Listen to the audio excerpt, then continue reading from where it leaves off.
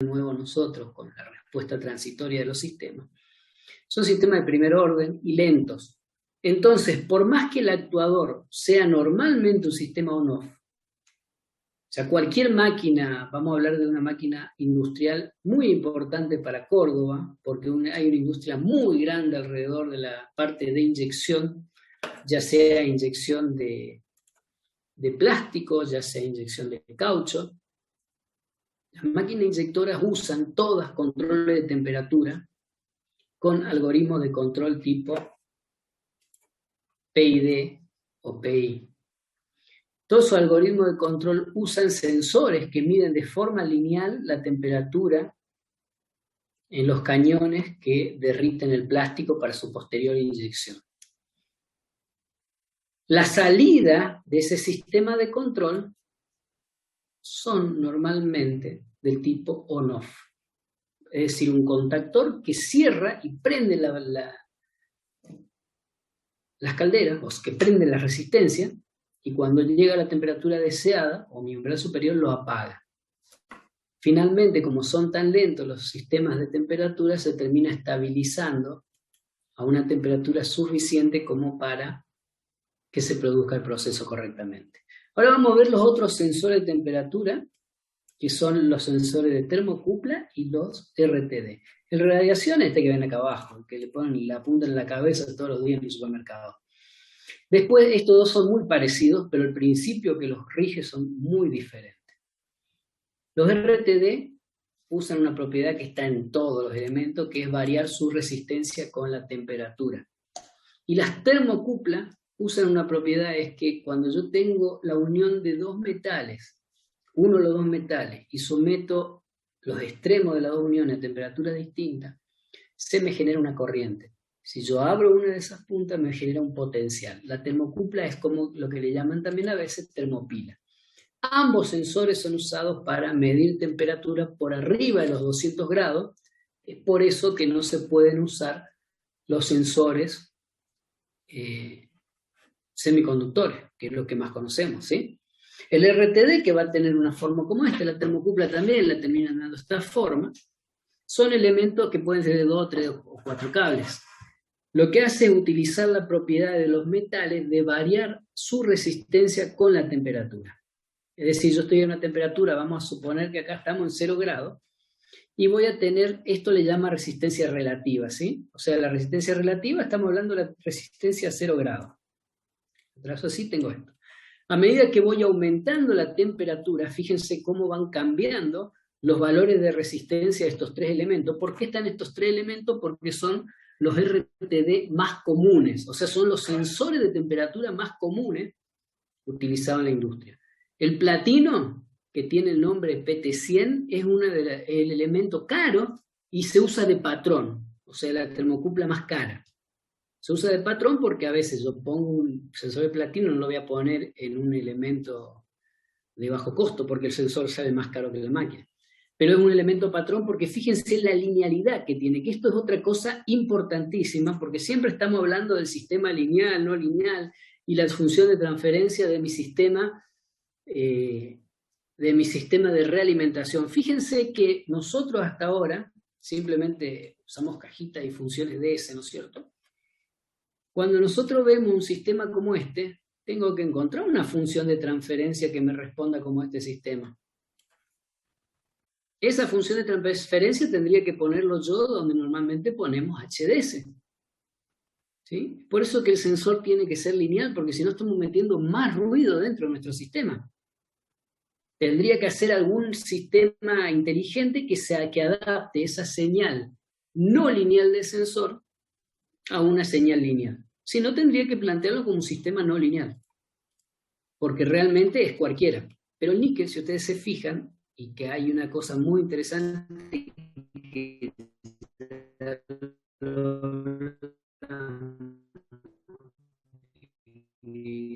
del sistema. Cuando uno se para en un determinado, y así trabajamos con los sensores, con la mayoría de los sensores. Si yo me paro en el níquel acá y digo voy a trabajar entre esta temperatura, ahí es una recta perfecta. ¿Sí? O en el cobre también. Ahora, si yo quiero abarcar con la misma resistencia todo esto, y me tengo que ir a una resistencia platino. Y esa resistencia de platino es la que yo voy a poner y voy a obtener la función de transferencia para meterla por el sistema de realimentación.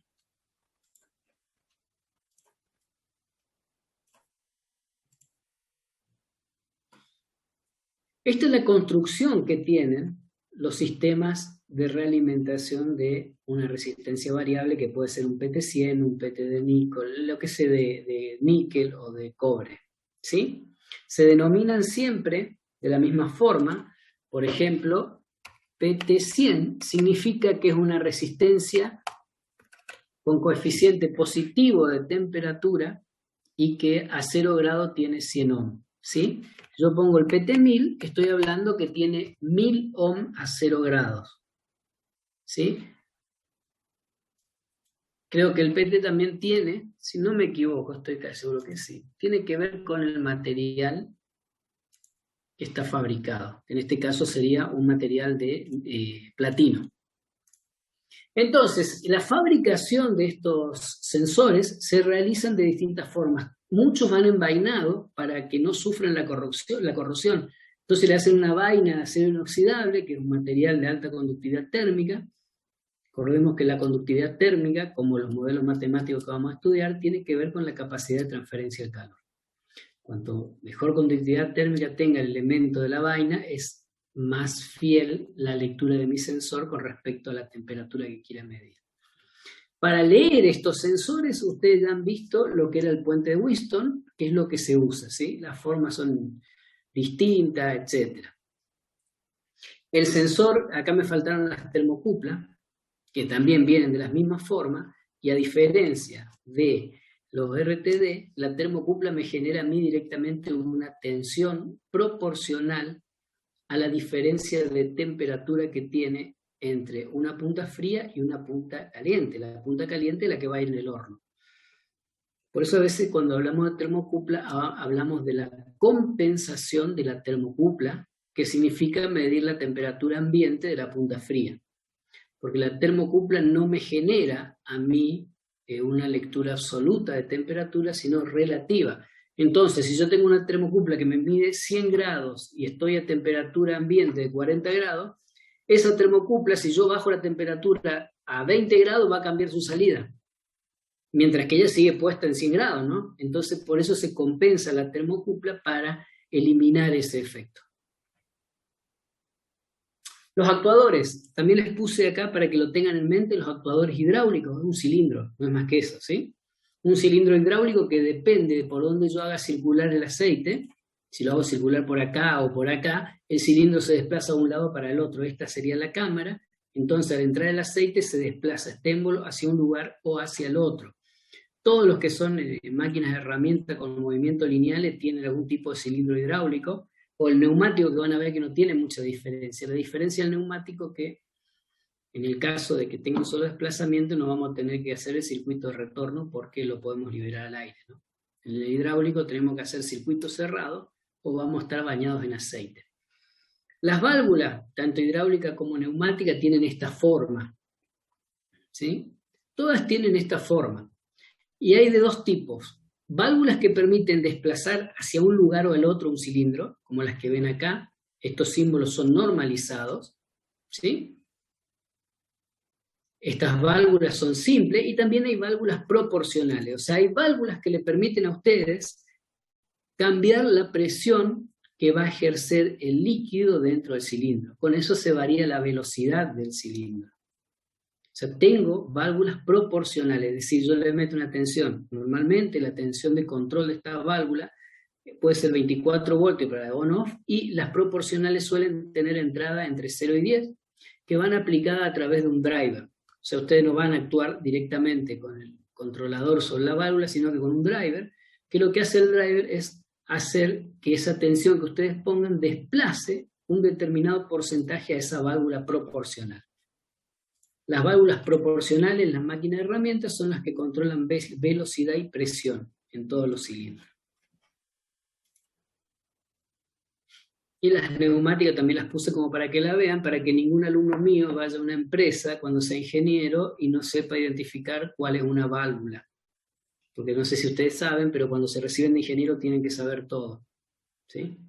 Y después también le quise poner un poco de motores, que yo creo que todos los conocen, a estos tres tipos de motores que son los actuadores básicos que tenemos. El motor de continua, este particularmente tiene un motor reductor puesto en la punta por el tamaño que tiene. El motor brushless, que a veces existe un tipo de confusión y se piensa que el motor brushless es un motor de continua.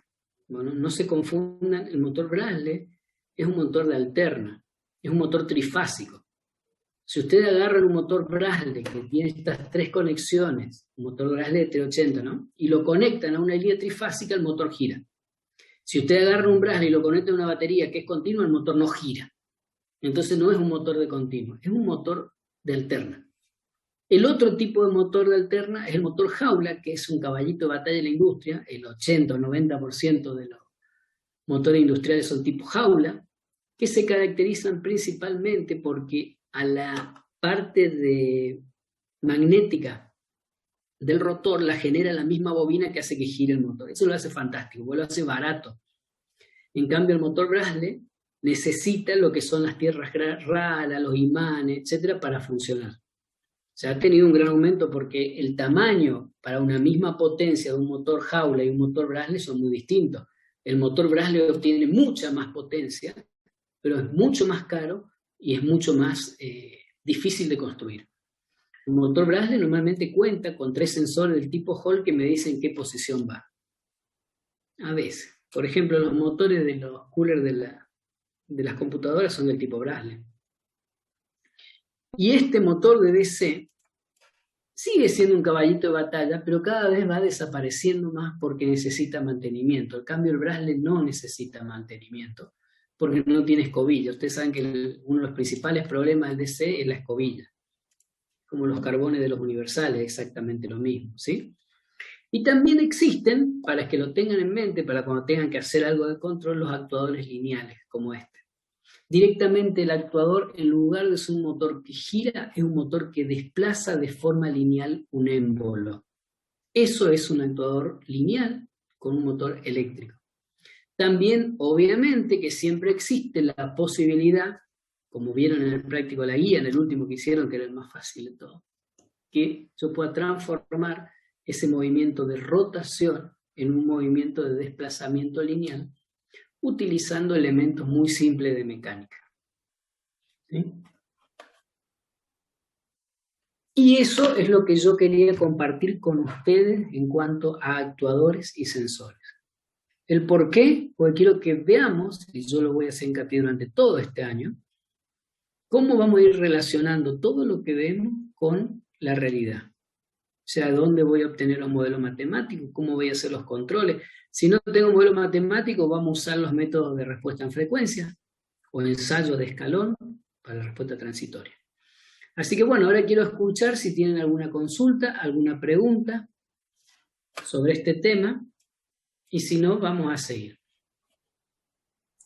Profe, me quedó una duda cuando estamos viendo las válvulas. En la filmina decía válvulas de 4 vías, 3 vías. Estas. Claro, esos serían los retornos e ingresos, digamos, en este caso, me puede ser claro, por ejemplo, vamos a ver una simple. La primera, esta, la de una sola vía. Esta hace que se mueva el aceite para un solo lugar. Lo único que puede hacer es cortar el flujo de aceite. ¿Sí? El de 2 vías también trabaja con de 2 posiciones y 3 vías. ¿Por qué? Porque acá no tiene salida y acá hace que circule para el otro lado. 2 posiciones, 4 vías, esta válvula en una posición te hace circular el aceite.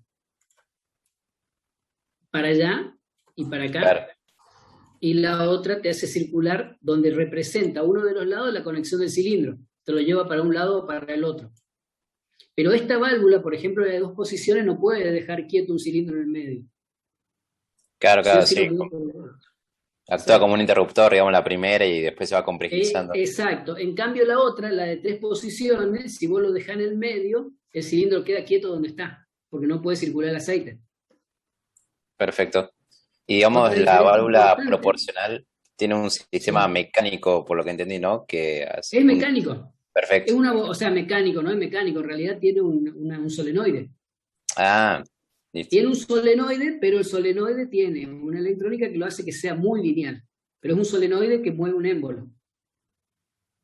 Claro, La claro. mayoría de estos sistemas son controlados de forma electrónica, o sea, siempre tienen una bobina. Lo que tiene diferente la proporcional es que te permite a vos dejarlo, como quien dice, casi a mitad de camino al recorrido o la energía que pase. O sea, te puede abrir un poquito o más o menos el canal. La otra abre en todo o nada. ¿Y en la industria para el control se utiliza un microcontrolador o FPGA? ¿Qué es lo más común? PLC.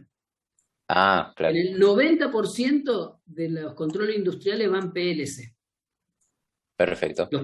Que son muy fáciles. Espero que todos lo vean, porque es muy fácil. Aquello que le interesa a la industria tiene que ver PLC, es muy sencillo y para todos estos controles funcionan perfectamente. Algo más le iba a decir, a la diferencia entre la parte hidráulica y neumática, que también que no es menor, es que en hidráulica el elemento que transfiere la energía, que es el aceite normalmente, no es compresible. En cambio, el otro, el neumático, sí es compresible. Perfecto, profe, gracias. Bien. Ahora, Rubén, ¿qué planos? Hay uno que recibí, que no sé si fuiste vos, un esquemático. ¿Puede ser, Rubén? Son varios planos de control de movimiento de ejes, eje X, Ah, eje está Y, bien. Z, de unas rectificadoras muy especiales, donde hay Ujú. sistemas de realimentación con resolver y con encoder a la vez. Fantástico.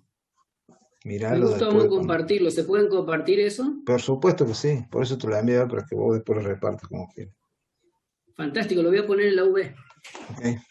Me parece fantástico tu aporte. Muchas gracias.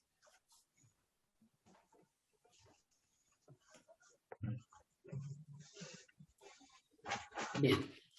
Si no hay más consulta, vamos a hacer una pequeña pausa muy cortita, porque yo también tengo que preparar para dar vuelta al pizarrón en algún momento. Y volvemos. Sí, Condori está, tiene imanes de neodimio en el motor. No entiendo la pregunta.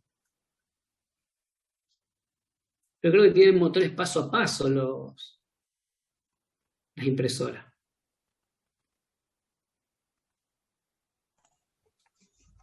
Algunas otras tienen motor continuo con encoder. Entonces puede ser una de esas. Y si es de continuo, es muy posible que tenga el imán de neodimio. Los discos rígidos sí lo tienen.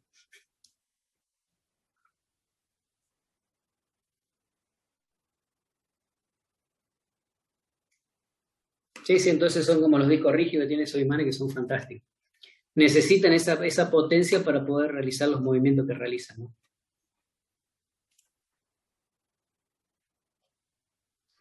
Salir de esta.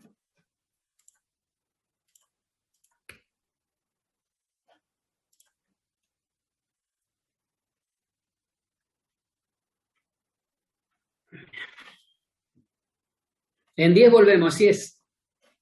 Yo me quedo acá en línea y se quedan, ¿no? Si no cortan el Zoom, mejor. Pero vamos a cortar por 10 minutos para despegar. Es como cuando uno abre la puerta. Vamos a arrancar con la segunda parte de la clase.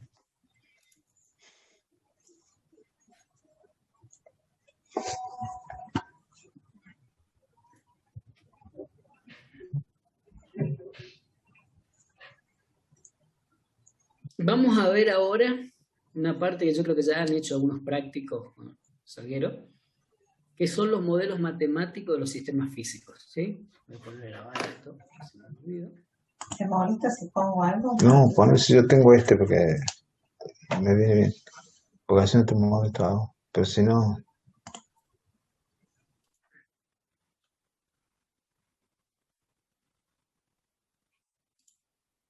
Ahí vamos a arrancar.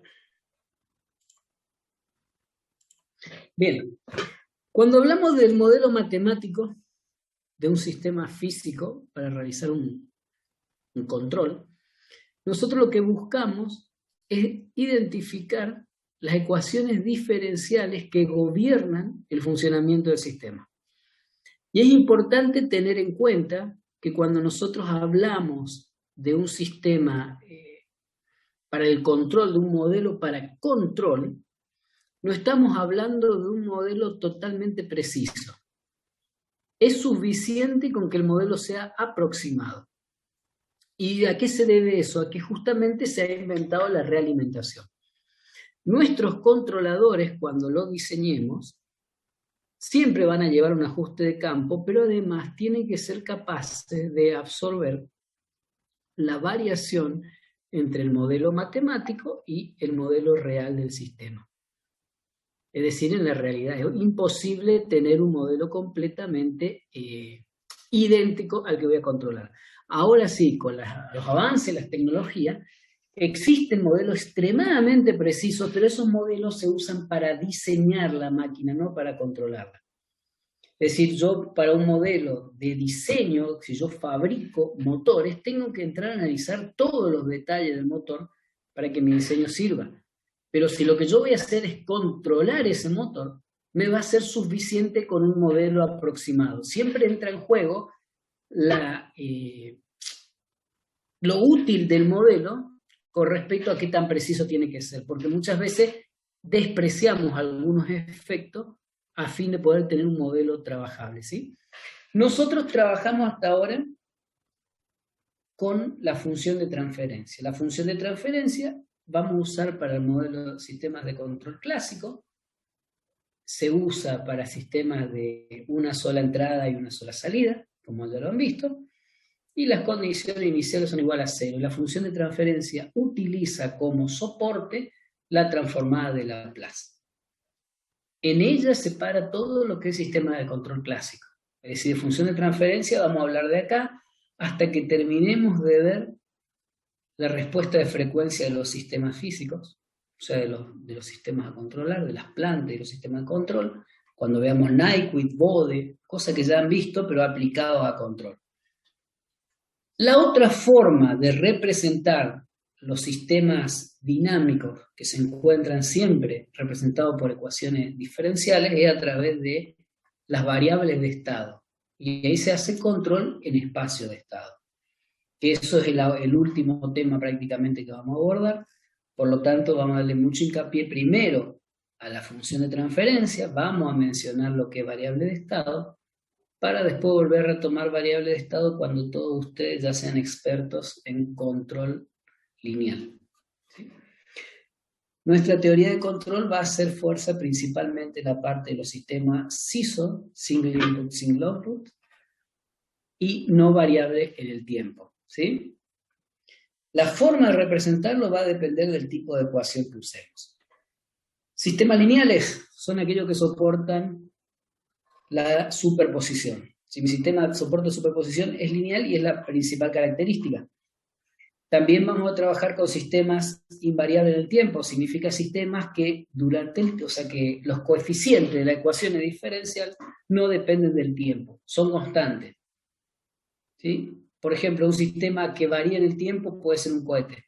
Si yo al cohete le aplico, le hago un control, yo el modelo matemático del cohete va a ser 1 cuando el cohete se encuentre lleno de combustible y va a ser otro cuando el cohete ya empiece a consumir su combustible.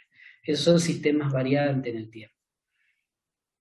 Nosotros aprendimos cómo linealizar sistemas no lineales dentro de un punto de trabajo, vimos la ecuación de Lorentz, y después hay otras consideraciones que hacemos que sea lineal simplemente, como por ejemplo en el péndulo invertido, consideramos que el desplazamiento es muy chiquito y aproximamos funciones senoidales y cosenoidales al valor del ángulo o a 1. Y eso son parte de linealización, son cosas que uno tiene que considerar a partir de la experticia que va tomando en el modelo y en los sistemas de control. ¿Cómo sería actualmente los pasos para diseñar un sistema de control? Si tengo no en la planta, o si conozco la planta, o puedo ir a trabajar en la planta, puedo tratar de inferir los procesos físicos que están actuando y puedo determinar las ecuaciones diferenciales que la controlan. Con eso me voy a MATLAB y trato de simular la planta, o al SILAB, y trato de simular esa planta, y una vez que tengo una simulación aproximada, puedo hacer un test en el simulador con una entrada a escalón, y si es posible en mi planta con una entrada a escalón, y ver que también se aproxima. A partir de ahí, si conseguí un modelo bueno, lo importante es poder empezar a trabajar con las teorías de control que vamos a ver para obtener controladores que permitan cumplir con los requerimientos del sistema. Eso es muy importante, siempre hay que tener los requerimientos como objetivo final, ¿sí? Variables, invariables en el tiempo. Y ahora vamos a concentrar un poquito en cómo se muestra una función de transferencia. Ya las vimos, ya las trabajamos, que es un polinomio, una función racional con polinomios, una relación de polinomios, en donde la parte superior son los ceros, la parte inferior son los polos. Y la representación a través de variable de estado, que es la de control moderno, no es más compleja, sino que es más ambigua. Porque una variable de estado, para un modelo matemático expresado en ecuaciones diferenciales, son aquellas variables que, conociendo su estado, o sea, yo conozco el valor de todas sus variables de estado. Otra cosa interesante, la variable de estado puede ser medible o no medible. Pero la definición dice que si yo las conozco en un tiempo t sub 0, ¿sí? O sea, que conozco todos los valores de mis variables de estado en el tiempo t sub 0, y conozco la entrada que tiene mi sistema, o sea, lo que lo modifica mi sistema, la fuerza, la temperatura, lo que sea. Si conozco esa entrada para un t mayor que t sub 0, yo simplemente con las variables de estado y la ecuación de estado puedo ir determinando cómo se va a comportar mi sistema. Esa es la definición de variable de estado. Como ven, es muy ambigua, pero lo que nos está diciendo es que las variables de estado tienen que ver con la historia de mi sistema. Pueden ser o no medibles. Para el tema del control es bueno que sean medibles porque puedo poner algún instrumento para medirlas, pero no es necesario. Una condición que implica esa definición de que tiene la historia de los sistemas es que las variables de estado son siempre la salida de los integradores. Por lo tanto, con los modelitos eso que hicimos, los modelos de simulación, la canónica y la estándar, podemos obtener a la salida de cada integrador una de nuestras variables de estado. Eso lo vamos a ver en detalle un poquito más adelante. El objetivo final de la variable de estado es, a partir de la función de transferencia, de las ecuaciones diferenciales que representan mi modelo, determinar un conjunto de matrices, quedan ecuaciones algebraicas, pero queda representado en forma de matriz, que permiten ver a dónde está y a dónde va mi sistema. Esta X punto que vemos acá sería la variable de estado, o sea, las X, la variable de estado, X punto es la derivada, el primer derivada de la variable de estado, la matriz A sería la matriz de estado, la matriz B es la matriz la que relaciona la salida con los estados, I sería la salida de mi sistema, C es la matriz que relaciona la variable de estado con la salida, y D es una matriz que relaciona las entradas directamente con la salida sin necesidad de pasar a través de la variable de estado, ¿sí? Entonces tenemos la matriz de estado, que es A, B la matriz de entrada, C la matriz de salida, y D es la matriz de transmisión directa. Si todavía se acuerdan de la máquina de estado de Meli, D sería la transmisión que hay de la entrada hacia la salida. Esas son las variables de estado. No se preocupen porque vamos a volver sobre ellas después de hacer modelos matemáticos como ecuaciones diferenciales y obtener funciones de transferencia. Porque en variable de estado hay muchas formas de determinarla y primero hagámonos fuerte en algún lado para después desviarme un poquito. Entonces vamos a empezar con lo más elemental. ¿Por qué lo más elemental? La mecatrónica hoy tiene mucha importancia en lo que es la industria, a todos lados, en los controles. Entonces es importante para nosotros conocer cómo obtener los modelos matemáticos de los sistemas mecánicos. Para obtener modelos matemáticos del sistema mecánico nos vamos a basar en la segunda ley de Newton, ¿sí? Y básicamente cualquier sistema mecánico lo vamos a descomponer en tres elementos. En la masa, ¿sí?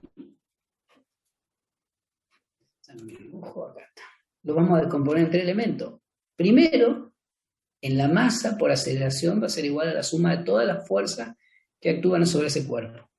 El otro elemento va a ser un amortiguador cuya fuerza depende de la velocidad con que mueva el émbolo.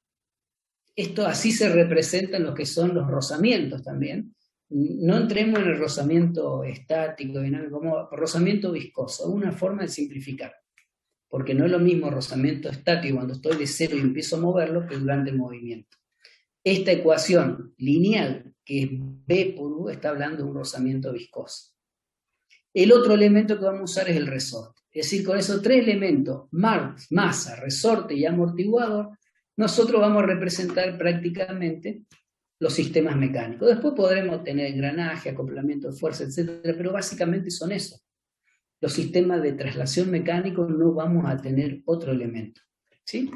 ¿Y cómo vamos a hacer para obtener esa ecuación de transferencia? Bueno, lo que vamos a hacer es plantear la masa, que es igual a la suma de la fuerza. Vamos a empezar por acá. La masa por la aceleración va a ser igual a la velocidad que tiene, la diferencia de velocidad que hay entre X e Y, por el rozamiento viscoso que tenemos acá, o por el amortiguador. Tienen que ser iguales porque está en equilibrio el sistema. Y también tenemos la constante elástica, multiplicada por la diferencia de posición entre X y Y. A esta ecuación, nosotros la vamos a transformar a través de Laplace, lo vamos a transformar en una función de transferencia. O sea, directamente tenemos la masa por aceleración. A mí me gusta más verlo de otra forma, que ya se lo voy a mostrar en pizarrón. Porque acá no tenemos ninguna fuerza, tenemos simplemente velocidad, ¿sí? La fuerza que hay va a ser la velocidad del carro, que se está considerando sin masa, para que sea más sencillo, que está acá. Esta sería la fuerza que va entrando. En realidad no es una fuerza, sino un desplazamiento. Pero acá debería poner la masa para este lado, y yo podría decir que la suma de todas las fuerzas que se aplica sobre este sistema va a ser igual a la fuerza propia debido a la aceleración que se ve en la masa, o sea, masa por aceleración, más la fuerza que se debe al amortiguador, más la fuerza que se debe al resorte. Y con eso tenemos nuestra ecuación. Una vez que aplicamos la transformada de Laplace, hacemos un despeje y obtenemos la salida, que en este caso llamamos I, sobre la entrada que es U, que es el desplazamiento del carro. En este caso no estoy aplicando una fuerza, sino que estoy aplicando un desplazamiento. Yo muevo al carro y quiero estudiar cómo va a responder todo el sistema masa, resorte, amortiguador que se encuentra suspendido sobre el mismo. Es importante esto que dice carro sin masa, porque si no ya tenemos sistemas que interactúan entre ellos y se nos puede llegar a complicar muchísimo. Bueno, ahí están las unidades. Me gusta poner las unidades de fuerza y de distancia, porque ustedes saben que nosotros en ingeniería no podemos poner simplemente un número, sino que tenemos que guiarnos por algunas unidades. Normalmente vamos a usar el MKS, ¿sí? Y si hay alguna unidad que no está en MKS, ustedes van a tener que ajustar para poder utilizar las constantes, para poder utilizarlo como un sistema de MKS. Eso yo quiero mostrar uno más complejo. Bueno, este es el modelo matemático del sistema de rotación, que es lo mismo, solamente que las velocidades lineales van a variar y van a depender de las velocidades angulares. Es decir, tenemos ahora que en lugar de tener una masa, vamos a tener el torque, ¿sí? Que va a ser igual a la inercia por la aceleración. La aceleración es la derivada de la velocidad angular viene en radianes, y la velocidad angular es la derivada del ángulo que se encuentra en el sistema. También vamos a definir tres elementos básicos. La masa es reemplazada por la inercia, el resorte pasa a ser un resorte de torsión, que va a ser su fuerza proporcional a la torsión que le dé. Antes era proporcional a la elongación, ahora pasa a ser proporcional a la torsión. Y por último tenemos el amortiguador, que igual que antes, simplemente que ahora la resistencia se va con respecto a la velocidad angular, ¿sí? Es decir, acá tenemos el torque del resorte, que es igual acá por la diferencia de las distancias, el torque del amortiguador, que es igual a la velocidad por la diferencia de velocidades que tengo, y el torque de, bueno, acá lo mismo, el mismo torque de velocidad, y el torque de la inercia, que tengo que tenerlo acá. Entonces se suma de la misma forma que antes y nosotros obtenemos un sistema, en este caso masa, resorte, amortiguador, pero de torsión. La entrada va a ser los torques y la salida van a ser los ángulos. ¿Sí? Antes de entrar al sistema eléctrico, yo quiero que me cuenten ustedes un poquito, vamos a salir de acá. Pausa la grabación. Déjenme que busque.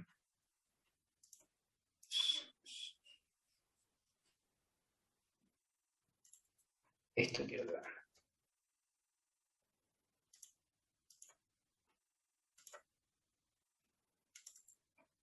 Bien, ahí están viendo toda la pantalla uno de los ejercicios que puse en la guía, en donde tenemos dos masas y tenemos el ingreso de una fuerza.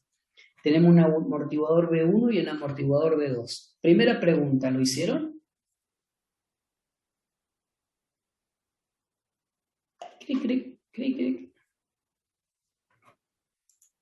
No, profe, yo todavía No. ¿Tenemos idea cómo hacerlo? Ustedes estuvieron haciendo algunos modelos matemáticos con Salguero. ¿Saben cómo hacerlo? No tengan miedo de decir que no, porque no hay problema, estamos justamente para eso. Bueno, vamos a ver, si me permiten, le voy a dar vuelta a la computadora y vamos a ver en el pizarrón cómo se resuelven estos sistemas. Y lo bueno es que esto lo van a aplicar para cualquier sistema del tipo masa, resorte, amortiguador. Profe, no está grabando. ¿Cómo? No te escuché, discúlpame. Que no está grabando. No, todavía no, si lo único que estoy haciendo es dando vuelta a la computadora, porque después tengo que estar reportando todas estas cosas. No, lo voy a grabar cuando les muestre cómo se hace. Pero primero quiero saber si lo ven bien. Vamos a ver.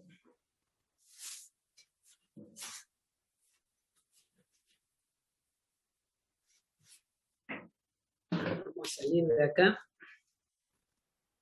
y dejar de compartir.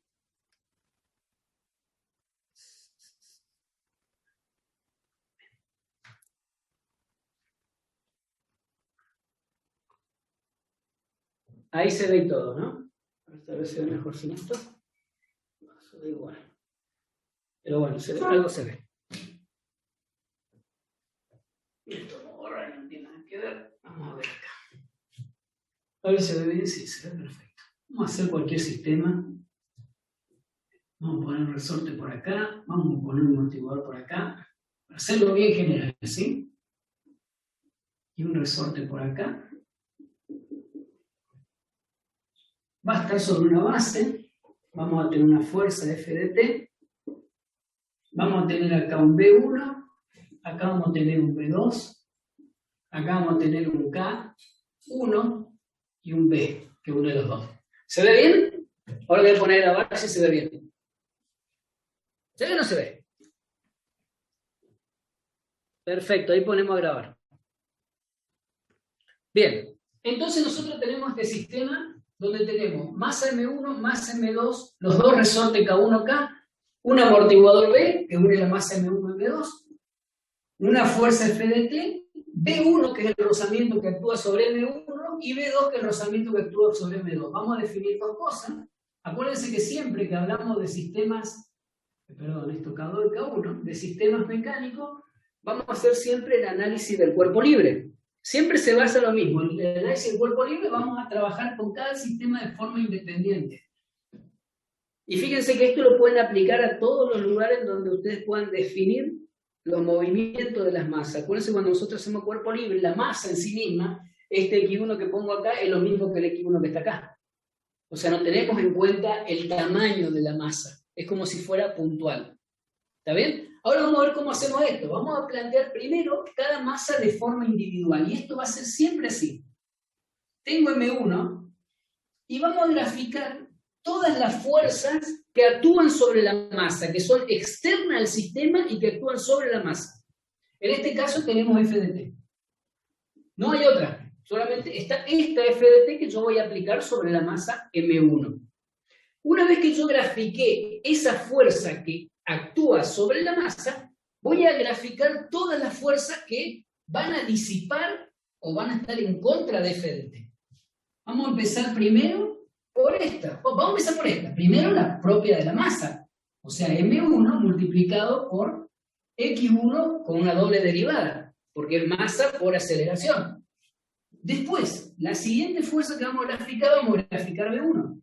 Multiplicado por X1. Porque B1 únicamente actúa con la velocidad de la masa M1. Después vamos a graficar los elementos que unen una masa con otra. Entonces tenemos el K1 multiplicado por ¿quién? Por X1 menos X2. Y acá es interesante que sepan, siempre que grafiquen la fuerza que actúa sobre M1, el primer elemento va a ser siempre el de la velocidad de X1, si es M1. Siempre este primer elemento es esta velocidad. Y la otra fuerza que vamos a tener acá, que es B1, va a estar en B, perdón, va a ser X1 punto menos X2 punto. ¿Bien? ¿Hasta ahí me siguen? Sí, profe. ¿Vamos? Bueno, después van a trabajar ustedes, así que vamos a seguir. Vamos a plantear la segunda masa, o sea, la M2. Y vamos a hacer el mismo análisis. Exactamente el mismo análisis. ¿Qué fuerza actúa sobre M2? No hay ninguna fuerza actuando sobre M2, entonces esto va a ser 0. Y las otras fuerzas que tenemos, primero, como siempre, vamos a poner M2 por X2, 2 puntos. Porque M2 se mueve a la velocidad X2. Otra fuerza que va a actuar acá, y bueno, va a ser la del resorte, K por X2. Cuando uno encuentra este dibujo, cuando realiza ese dibujo, es porque esto sería la referencia, como sería el 0. ¿Está bien? El siguiente, el K1, multiplicado por lo que le dije recién, por X2 menos X1.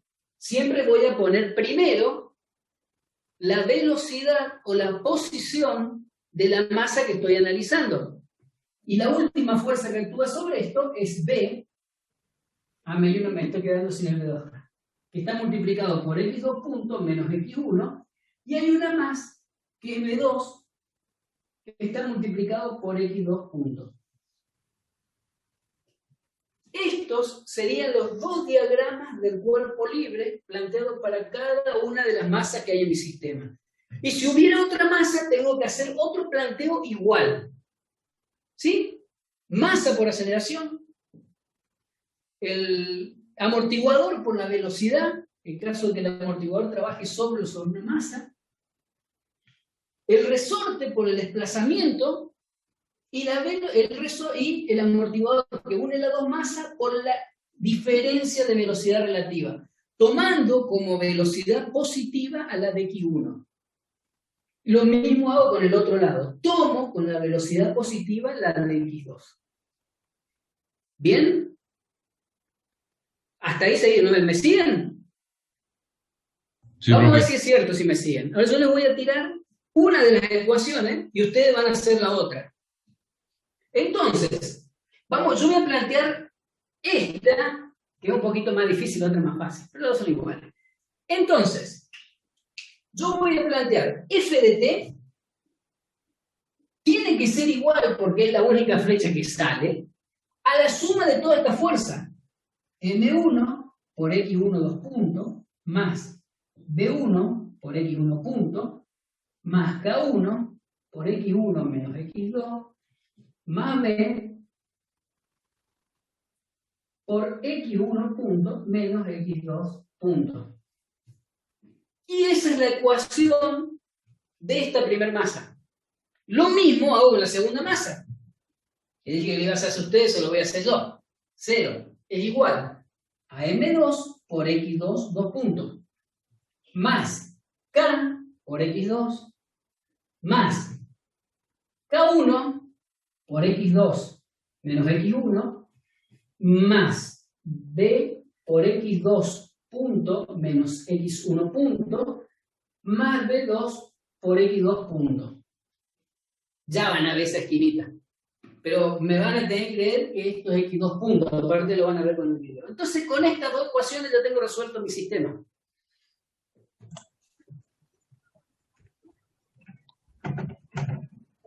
¿Ah?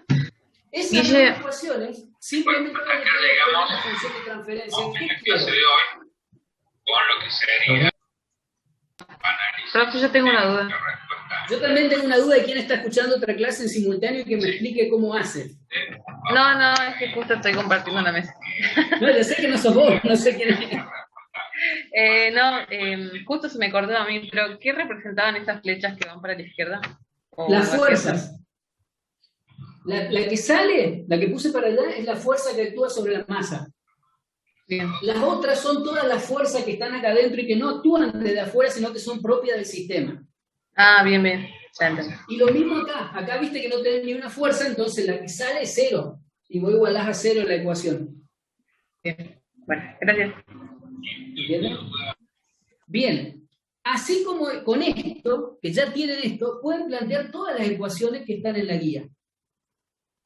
Todas las ecuaciones se basan en el mismo tipo de modelo. Plantean las masas, y les voy a subir un par más de este tipo de ecuaciones para que lo hagan. Y lo que tienen que hacer ahora ustedes, porque ya les toca a ustedes algo de esto, es encontrar la función de transferencia. A ver, ¿qué pasos deberíamos hacer? Pueden escribirlo. Julián, vos que te pongo de poner carita triste, y a ver, ¿cómo hacemos? Laplace. No, es después Laplace. Todavía podemos aplicar Laplace, sí, un pasito. Primero Laplace, bien. Entonces hacemos primero Laplace. Después vamos a tener dos ecuaciones en transformada de Laplace. Yo quiero la función de transferencia. Tengo dos ecuaciones donde tengo x1 y x2, doble x1 y x2, y tengo ft. Ft es la entrada, listo. Ft es entrada, o sea, tenemos que poner referencia a ft. Tenemos que definir cuál va a ser mi salida. No, pero en la matriz, Federico, para que no hay una matriz porque eso es si fuera variable de estado. Queremos encontrar la función de transferencia todavía. Entonces, segundo paso, vamos a definir cuál es la salida. Voy a elegir si va a ser x1 y x2, o x2. ¿Cuál de las dos? Porque acuérdense que en la función de transferencia tenemos una entrada y una salida. ¿Qué paso sigue? Usar esta ecuación, que está igualada a 0, para despejar x1 o x2, depende cuál quiero que esté acá. Y con ese despeje, que voy a crear una relación entre x1 y x2, porque son elementos que están relacionados, voy a agarrar esa ecuación y la voy a poner en esta ecuación.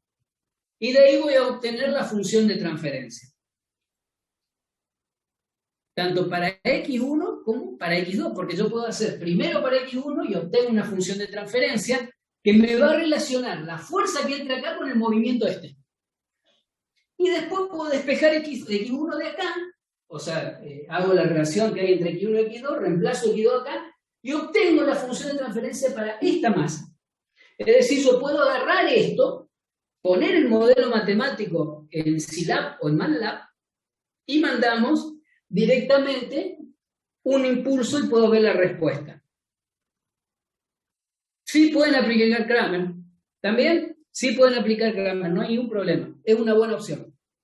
No he visto que se use mucho eso porque como son sistemas que puedo despejar, hacer por sustitución, es hasta un poquito más fácil, pero se puede aplicar. No vamos a encontrar una solución, ¿sí? Nosotros lo que vamos a obtener de todo esto es una relación donde va a estar, por ejemplo, x1 de s sobre f de s. Y otra relación que va a ser x2 de s sobre f de s. Donde acá vamos a tener un polinomio y acá vamos a tener otro polinomio. Acá lo mismo. Eso es lo que tenemos que buscar. Bien. Cuéntenme ahora. O mejor dicho, pregunten ustedes ahora. Paré la grabación para que pregunten ustedes. Antes que se me vayan a clase. A otra clase.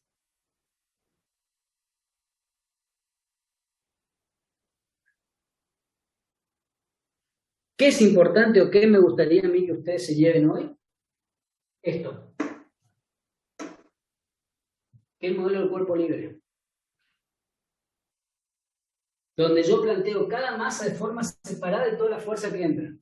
Y una cosa que a mí me parece importante para hacer el modelo es entender bien cómo poner o cómo relacionar una masa con la otra. Esto es mecánico. No necesitamos estar pensando y analizando. Una vez que yo hago el análisis del cuerpo libre de la masa M1, coloco el elemento masa M2, coloco el elemento, y si hay una masa M3, coloco los elementos de M3 también. Y puedo obtener la función homogénea.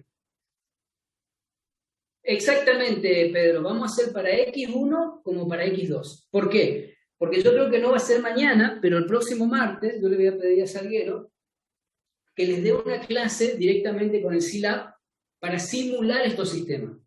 Para agarrar las funciones de transferencia, que ustedes pongan señales de entrada escalón y vean gráficamente qué es lo que sucede con X1, qué sucede con X2. ¿Sí? Si nosotros llevamos esto a un diagrama en bloque, o sea, una vez que tengamos todo el sistema, o este mismo sistema lo hacemos como un diagrama en bloque, nosotros podríamos ver cómo salen o cómo responden los sistemas a una entrada escalón, una entrada en rampa, una entrada de impulso, etc. Bien, ahora vuelvo a repetir la pregunta. Ahora, ¿pueden hacer los ejercicios de la guía con esto? Este es más complejo que los otros. Perfecto, Pedro. Esa es la respuesta de que lo intentaremos. Eso, está bien. Traten. Tenemos un grupo de WhatsApp, nos han venido preguntas. Entonces, si ustedes preguntan, yo les respondo, no tengo ningún problema. Y si hace falta que nos juntemos algún día para repasar los temas, lo hacemos. ¿Sí? A mí me interesa mucho que control, hoy lamentablemente no vamos a tener acceso a hardware este año, creo que todo el año, pero ya estamos en camino a hacer un laboratorio de control, y control lo vamos a hacer aplicado. Y vamos a hacer cosas aplicadas de control, para que se lleven algo que sirva. Legajo, por favor, en el chat, porque seguramente ya están llegando tarde a alguna otra materia.